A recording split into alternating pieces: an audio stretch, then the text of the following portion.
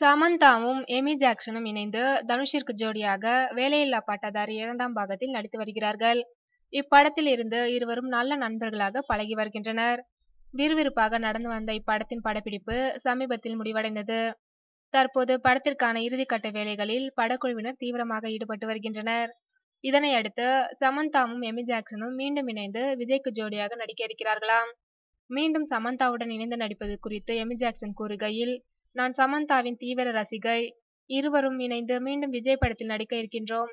எங்கள் இருவரின் கூட்டணி 2 படங்களிலும் சிறப்பாக இருக்கும் என்றும், நான் சமந்தா மீது அதிக மரியாதை வைத்துள்ளேன் என்றும், அவர் சிறந்த நடிகை என்றும், என்னிடம் நிறைய விஷயங்களை பகிர்ந்து கொள்வார் என்றும் கூறியுள்ளார் எமி ஜாக்சன்.